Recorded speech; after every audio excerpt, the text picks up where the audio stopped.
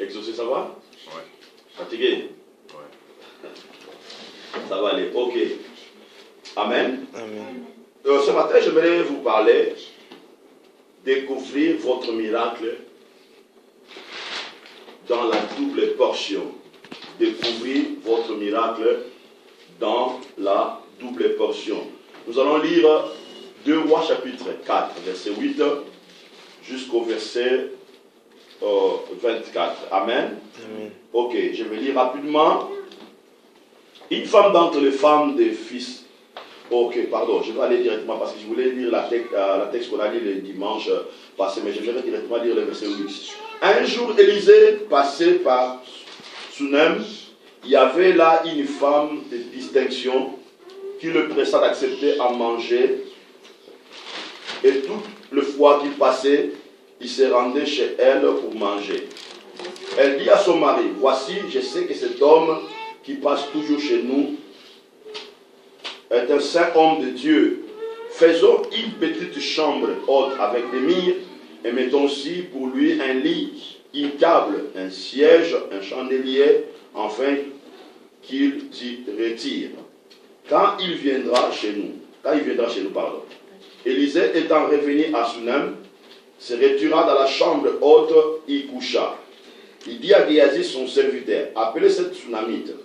Géasi l'appela, elle se présenta devant lui. Élisée dit à Géasi, dis-lui, voici, tu nous as monté tout cet appressement, que peut-on faire pour toi? Faut-il parler pour toi au roi ou au chef de l'armée? Elle répondit, j'habite au milieu de mon peuple. Il dit, que faire pour elle? Géasi répondit, mais elle n'a point de fils et son mari est vieux. Il dit, appelle-la. Géasi l'appela, elle se présenta à la porte. Élisée lui dit, à cette même époque, l'année prochaine, tu enfanteras un fils. Et elle dit, non mon Seigneur, homme de Dieu, ne trompe pas ta servante. Cette femme devint enceinte, elle enfanta un fils à la même époque, l'année suivante, comme Élisée lui avait dit. Verset 18, l'enfant grandit un jour qu'il allait trouver son père vers le moissonner. Il dit à son père, ma tête, ma tête. Le père dit à son serviteur, porte-le à sa mère. Le serviteur la porta et l'amena à sa mère.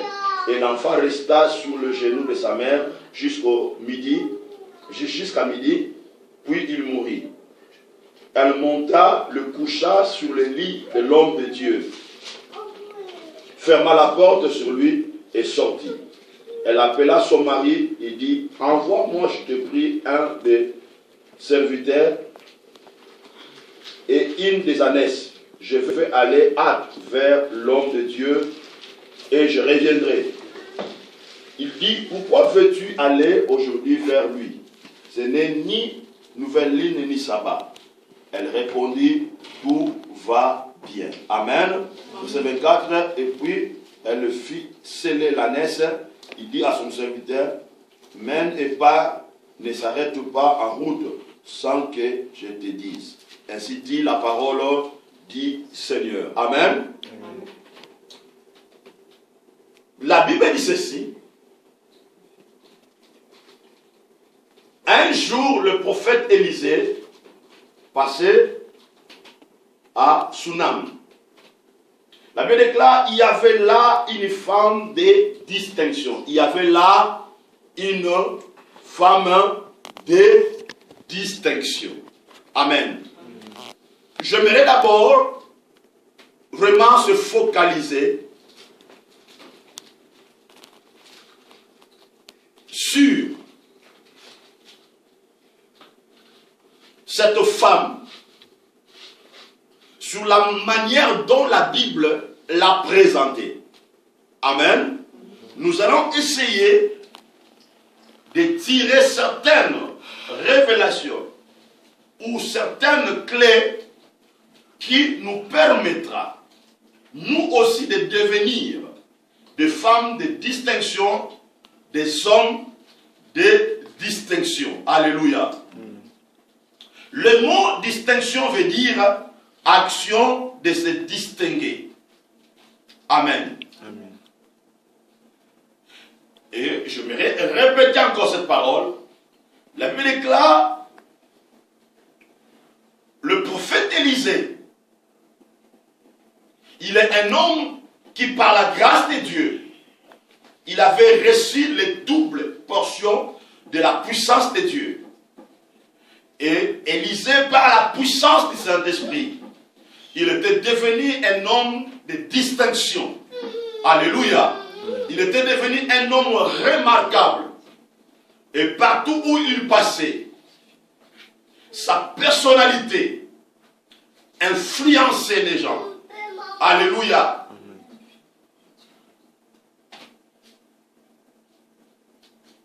Et dans l'histoire de la passage du prophète Élisée vers la ville de Shunem, on nous présente encore une femme de distinction. Alléluia. Pour devenir une personne de distinction, vous devez vous mettre à la recherche de valeurs qui peuvent changer votre vie et qui peuvent vous distinguer avec les autres. Alléluia. Je répète, pour devenir une personne de distinction ou une femme de distinction, un homme de distinction, vous devez vous mettre à la recherche de valeurs qui peuvent changer votre vie ou qui peuvent vous distinguer avec les autres. Alléluia. Parce que votre bénédiction, votre élévation, votre prospérité, votre influence est basée sur votre capacité de se distinguer avec les autres. Alléluia. Il y avait plusieurs femmes dans la ville de Shunem. Alléluia.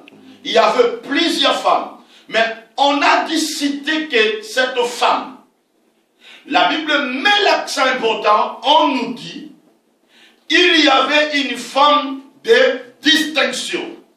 Cela veut dire, il y avait une femme qui avait la capacité d'influencer, de se distinguer. Alléluia. Et Dieu veut que vous et moi, nous soyons des personnes qui vont se distinguer dans notre génération. Amen. Dieu veut que vous soyez une personne qui va se distinguer avec les autres. Alléluia. Mais pour se distinguer, nous devons nous mettre à la recherche de valeurs. Nous devons découvrir des valeurs qui te permettra de devenir quelqu'un de distinction. Alléluia. Cela veut dire se mettre à la recherche de valeurs qui peuvent changer votre attitude, votre comportement et votre manière de voir les choses. Alléluia. On ne devient pas quelqu'un de distinction le jour au lendemain. On ne devient pas quelqu'un de distinction par hasard. Alléluia. Il y a des valeurs, il y a des choses.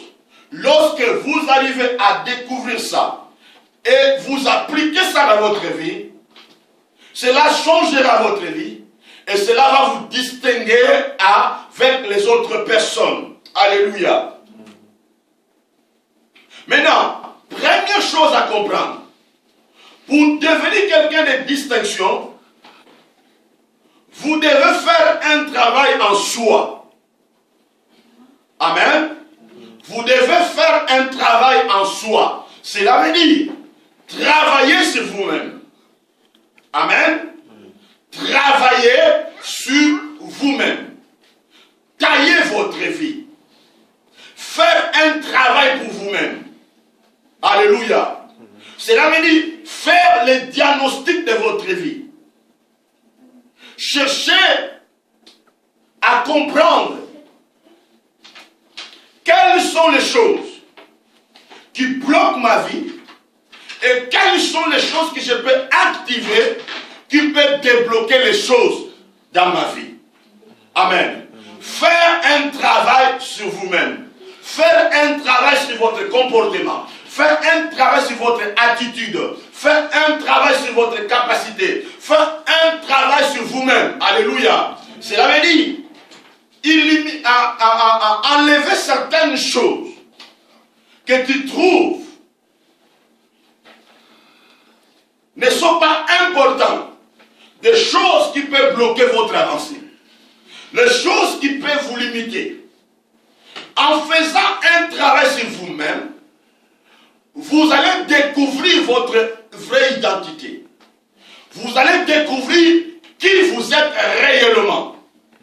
Or, lorsque vous arrivez à découvrir qui vous êtes, lorsque vous arrivez à découvrir votre vraie identité, votre attitude, votre comportement et votre manière de voir les choses va changer. Cela veut dire, vous n'allez pas faire les choses selon les gens, mais vous allez faire les choses selon les intuitions que vous avez. Amen. Par des capacités, par votre attitude, par des choses ou par des valeurs que vous venez de découvrir. Alléluia. Faire un travail sur vous-même. Faire un travail sur vous-même. Faire un travail sur vous-même. Alléluia. Parce que vous pouvez avoir des talents, vous pouvez avoir des dons, mais si vous ne faites pas un travail en soi, sur les dons que vous avez, alléluia, vous allez bloquer votre vie vous-même. Vous n'allez pas progresser. Vous n'allez pas vous distinguer avec les autres. Vous n'allez pas découvrir quelqu'un de distinction. Regardez tous les gens aujourd'hui, dans la dimension physique ou dans la dimension spirituelle. Les personnes qui ont devenu des personnes de distinction, vous allez voir premièrement, ce sont des personnes qui ont fait un travail, personnel dans leur vie. Amen. Qui ont fait un travail sur eux-mêmes. Alléluia. Ils ont reçu certaines directives. Ils ont découvert certaines valeurs. Mais ils ont fait un travail personnel par rapport aux valeurs, par rapport aux choses qu'ils ont découvert dans leur vie. Alléluia. Donc, faire un travail sur toi-même est quelque chose de très important. Et si je touche un peu dans l'angle spirituel, où la Bible déclare le salut est personnel. Amen. Le salut ne se limite pas seulement à avoir la vie éternelle. Mais le salut veut dire beaucoup de choses.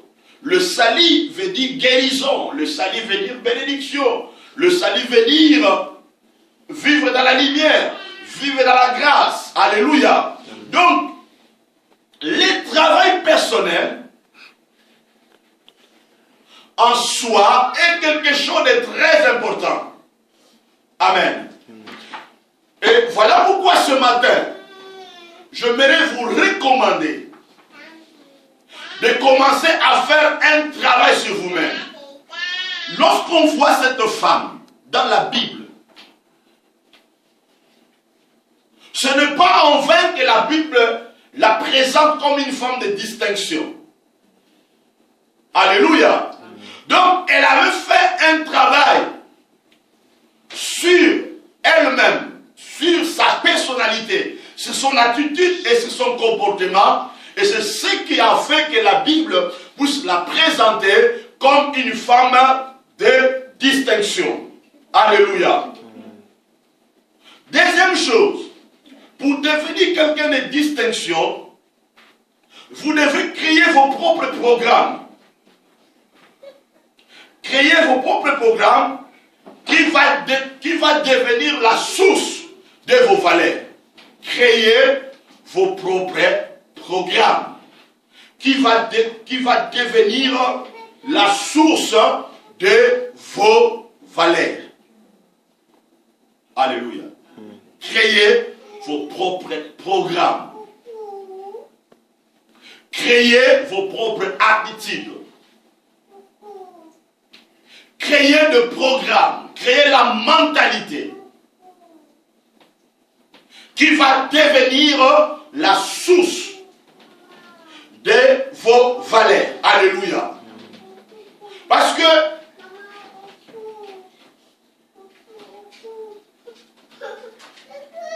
dans la technologie,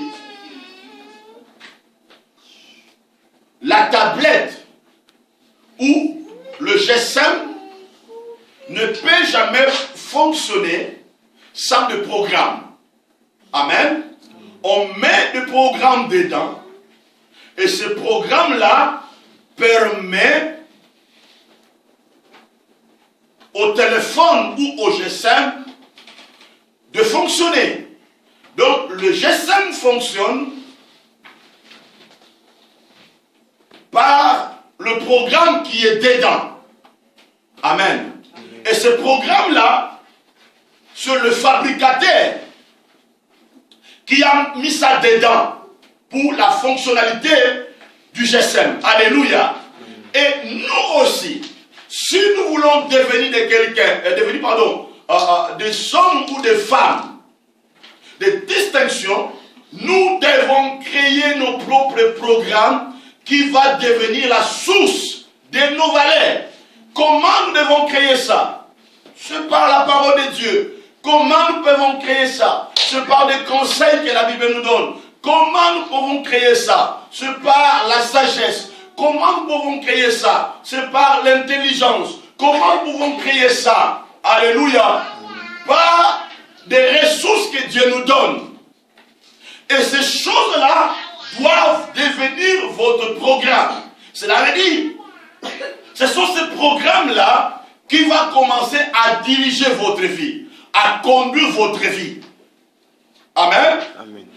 Vous n'allez plus conduire votre vie par vous-même, mais vous allez conduire votre vie, votre vie sera conduite par le programme qui est téléchargé dans votre pensée, dans votre cœur et dans votre vie. Alléluia. Troisième chose importante, créez votre propre personnalité. Créez votre propre personnalité. Les gens de distinction, ce sont des personnes qui ont créé leur propre personnalité. Et ils sont identifiés par leur personnalité. On va lire Galates chapitre 2, verset 20. Galates chapitre 2,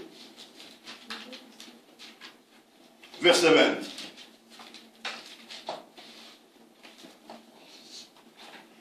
Galates chapitre 2, verset 20.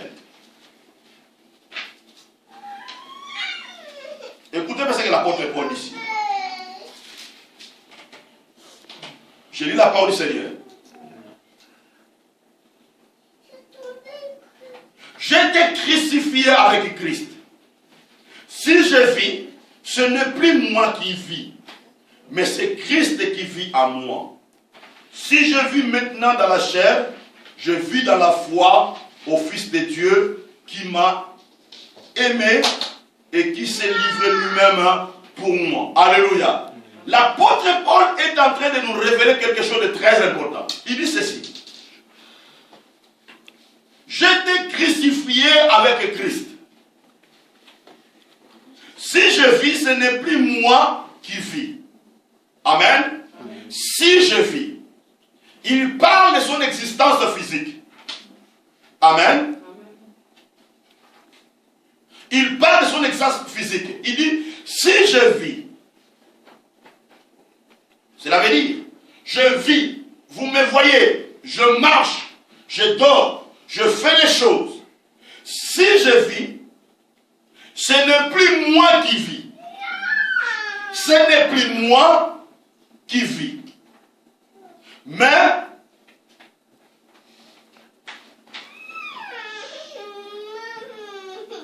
c'est Christ qui vit en moi. Alléluia. C'est Christ qui vit en moi. Alléluia. C'est Christ. C'est donc une autre dimension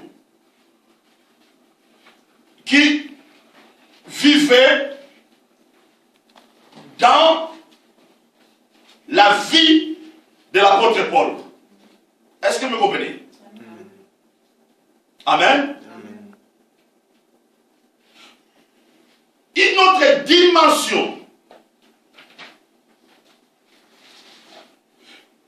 de Christ qui vivait dans la vie de l'apôtre Paul.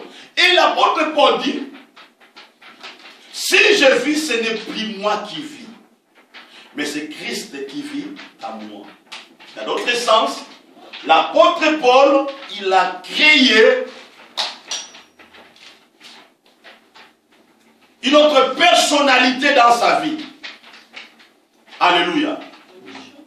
Spirituellement et physiquement, l'apôtre Paul était devenu quelqu'un de distinction.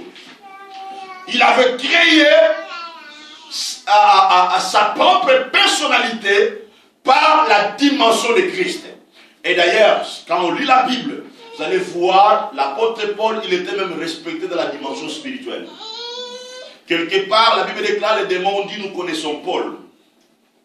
Il était devenu un homme de distinction parce qu'il avait créé sa personnalité à travers Christ. Alléluia.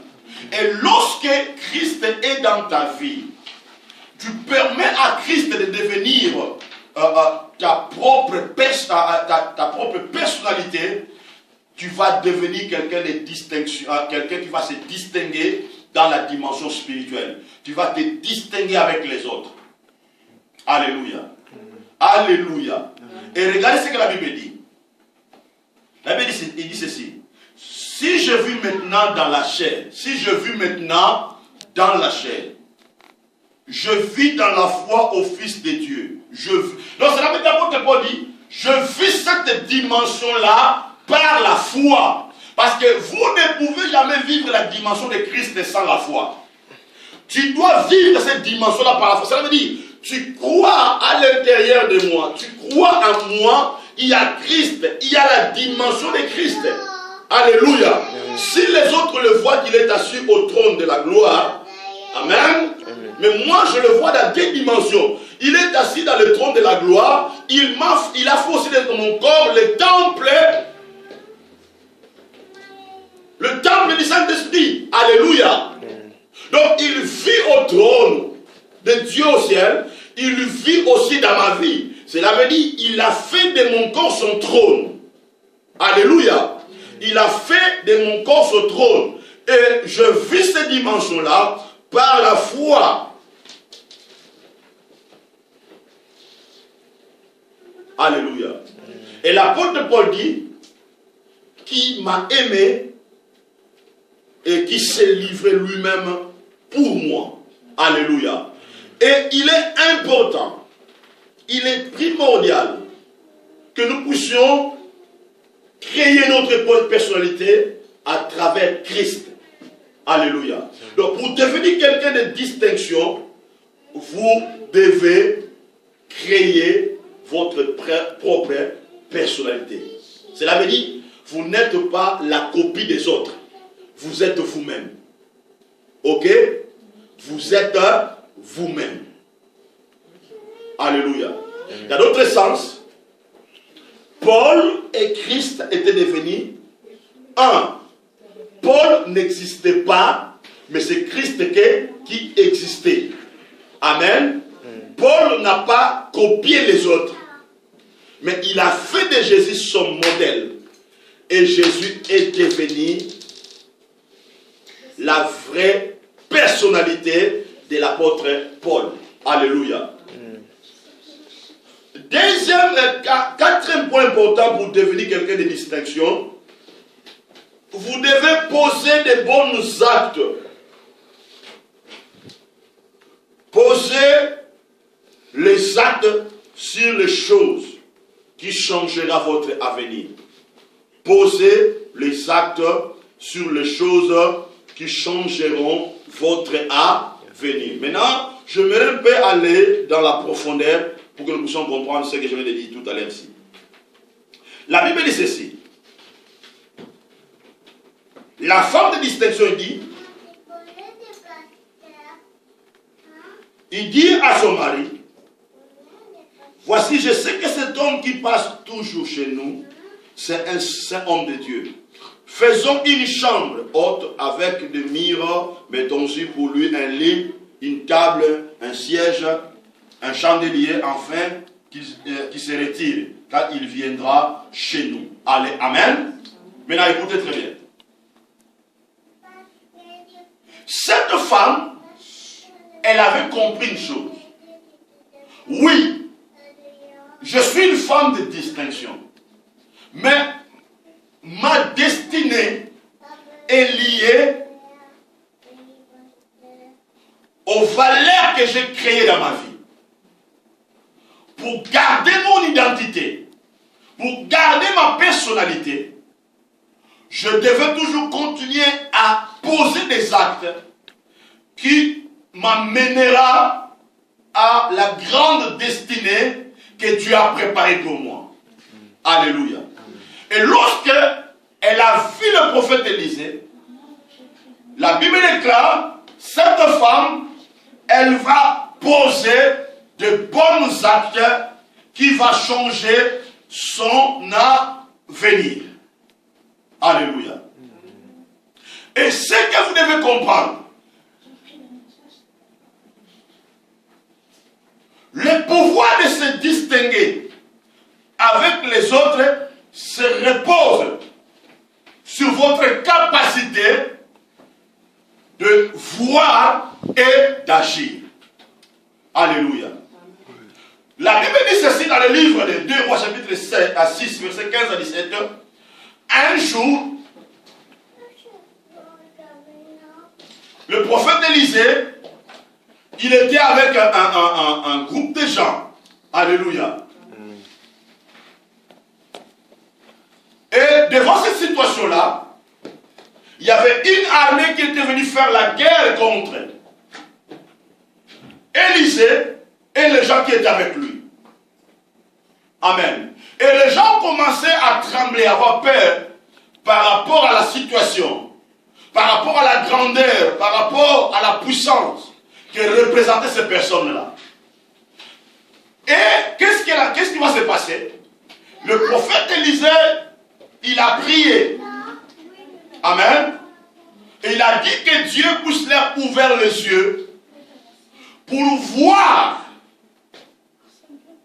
une grande armée de Dieu qui était autour d'eux. Et lorsque leurs yeux s'est ouverts, ils ont vu une grande armée qui était avec eux, une grande armée de Dieu. Leur manière de voir et d'agir a changé complètement. Alléluia. Donc, il est tellement important que notre vision spirituelle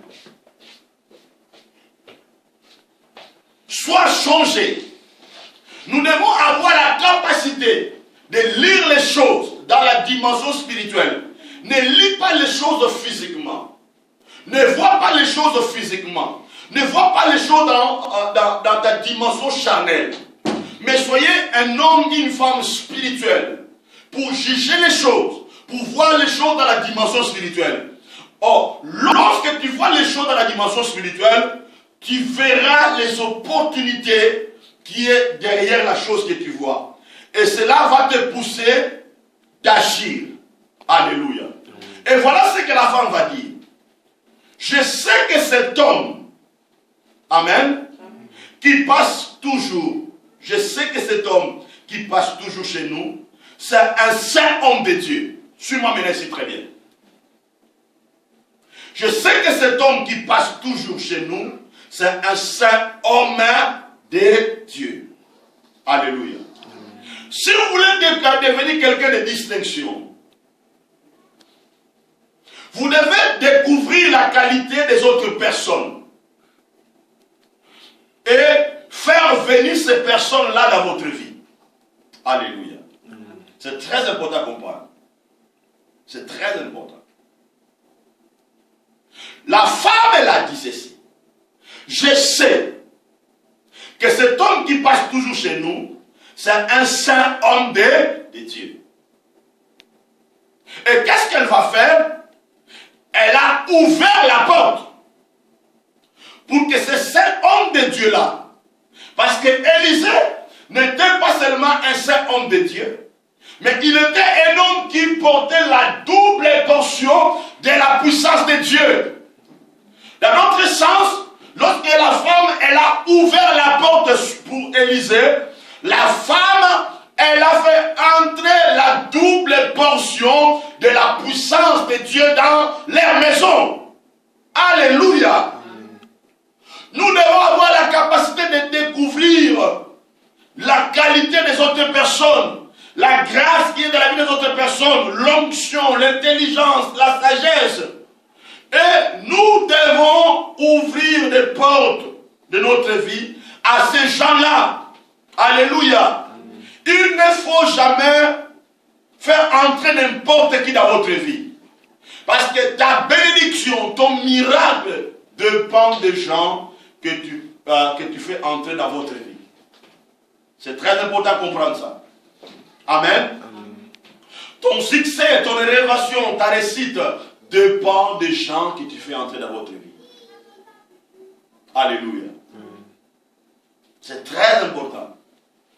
Il ne faut pas ouvrir la porte de ta vie à n'importe qui.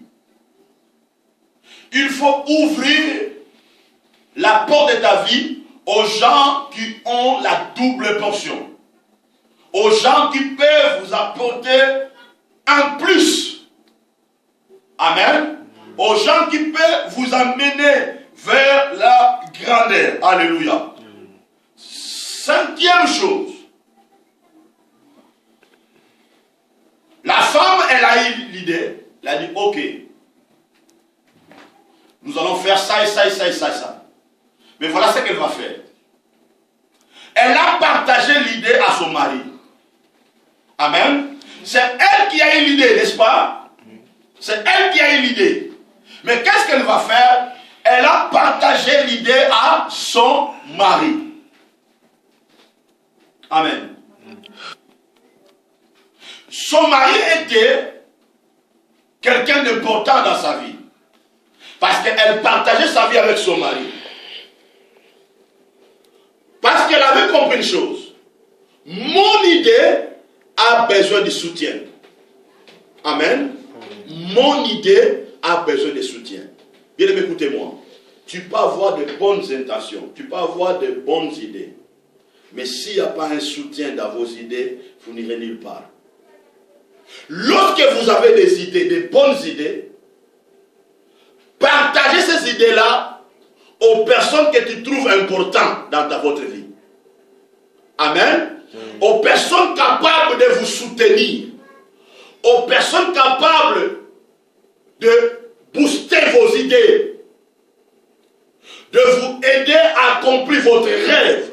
Vous devez chercher du soutien. Vous devez partager vos idées. Elle a partagé l'idée à son mari. Parce qu'elle avait compris une chose. Tout seul, je n'arriverai pas. J'ai besoin du soutien. J'ai besoin que quelqu'un qui est à côté de moi puisse me soutenir dans mes idées. Alléluia. Amen.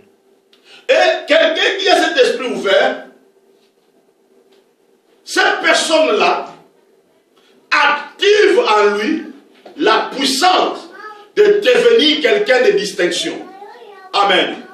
Tout ce que je suis en train de vous enseigner ici, les gens de distinction, les gens qui ont marqué l'histoire, avaient développé ces choses que je viens de vous dire ici. Amen. Amen. Cherchez du soutien. Je vais aller rapidement. Maintenant, sixième chose, elle présente le projet. Amen. Elle présente le projet. Elle dit ceci. Faisons une petite chambre haute avec des murs Mettons aussi pour lui un lit, une table, un siège et un chandelier. Amen. Donc, cette femme, elle avait l'intelligence d'organiser les choses. Alléluia. Elle avait l'intelligence d'organiser les choses. Voilà pourquoi on l'a appelée une femme de distinction. Parce que les choses qu'elle a présentées ici, c'était des choses de valeur. Alléluia. Une table, le lit, un siège, un chandelier, c'était des choses de valeur. Elle avait de l'intelligence d'organiser les choses. Peuple de Dieu, l'église de Dieu, si nous voulons devenir des personnes de distinction, nous devons avoir de l'intelligence d'organiser les choses. Parce que l'intelligence d'organiser les choses active le miracle. Parce que lorsque vous regardez l'affaire de cette femme, à la fin, le miracle était activé dans sa vie. Parce qu'elle avait des problèmes. Malgré qu'elle était une femme de distinction, mais elle avait des problèmes dans sa vie. Mais son intelligence d'organiser les choses avait amené de la prospérité, le succès, l'élévation au sein de sa maison. L'intelligence d'organiser les choses. Il faut bien organiser les choses dans ta vie. Ne fais pas les choses seulement pour faire. Et l'intelligence d'organiser les choses. Deuxième chose, elle avait l'esprit de créativité. Amen. L'esprit de créativité.